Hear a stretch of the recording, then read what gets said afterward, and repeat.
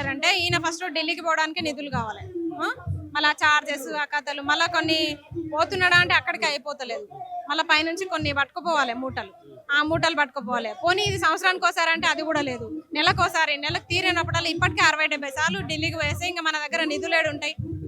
అప్పటి నిజాం కాలంలో అప్పుడు ఖజానా ఖాళీ అయిందంటే ఉన్న ఖజానాని కాస్త ఈ తొండలరెడ్డి ఖాళీ చేస్తున్నాడు. ఇంకెక్కడ నిధులు ఉంటాయి మన దగ్గర? నిరుద్యోగ కవాతు పెట్టడానికి గల ప్రధానమైనటువంటి కారణం ఏంది? దీనితో తెలంగాణ రాష్ట్రంలో ఉన్నటువంటి ప్రభుత్వానికి కావచ్చు, ప్రతిపక్షంలో ఉన్న వాళ్ళకి కావచ్చు, మొత్తం సమాజానికి 4 కోట్ల మందికి మీరు ఏం చెప్పదలుచుకున్నారు దీంతో?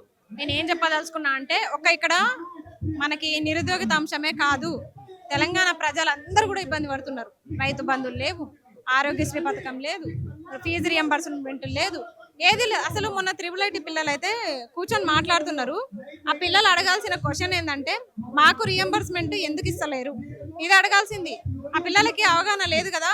సీఎం వచ్చి ముందర కూర్చున్నాడంటే హ్యాపీగా మాట్లాడుతున్నారు, స్కిల్స్ తీసుకుంటున్నారు, కానీ నెక్స్ట్ భవిష్యత్తు గురించి వాళ్ళకి తెలియదు. ఇక్కడ ఇలా నిలబడి కొట్లాడే పరిస్థితి వస్తుంది, అక్కడ కూర్చున్నారు. కానీ నెక్స్ట్ వాళ్ళని టార్గెట్ చేసిరు కావాలని. ఇంకా నిరుద్యోగులతో అవసరం తీరిపోయింది.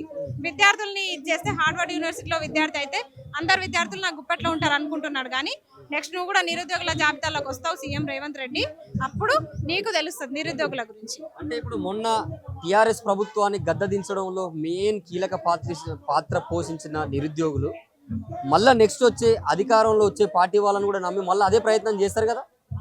చేసే ప్రయత్నం ఉండదు అస్సలు. నేను చెప్తున్నా కదా, పార్టీలను నమ్మే ప్రసక్తి లేదు. బీఆర్ఎస్ లేదు, కాంగ్రెస్ లేదు, బీజేపీ లేదు, ఏ పార్టీ లేవిగా. కొత్త పార్టీ ఉద్భవించబోతుంది. అంటే అజ్మా గారు ఏమైనా పార్టీ పెట్టే అవకాశం ఉందా మరి? అంటే అది డౌట్ వస్తుంది, ఎందుకంటే చూస్తూ కొత్త పార్టీ ఉద్భవిస్తా అని చెప్పేసి మీరు అంటా ఉన్నారు ప్రతిసారి కూడా. మరి అజ్మా గారు ఏమైనా పార్టీతో వస్తున్నారా? అస్మా గారే కాదు, ఉద్యమకారులు కూడా పార్టీ పెట్టే ఆలోచనలో ఉన్నారు. ఇప్పుడు పృథ్వీరాజ్ అన్న పెడితే మేమందరం సపోర్ట్ ఉంటాం. మొన్న సభలో కూడా టాపిక్ వచ్చింది కాబట్టి ఆలోచనలో ఉన్నారు అందరు. ఉద్యమకారులు, విద్యార్థులు, నిరుద్యోగులు వీళ్ళందరూ కలిసి వీళ్ళే పార్టీ పెడితే ఏమవుతుంది? అప్పుడు తట్టుకుంటారా? ఏ అవగాహన లేని వాళ్ళే తీసుకొచ్చి పెట్టడం వల్ల మాకు ఇబ్బంది అవుతుంది. అసలు చదువుకున్న వాళ్ళం ఉంటే మా రాష్ట్రాన్ని మేమే అభివృద్ధి చేసుకుంటాం.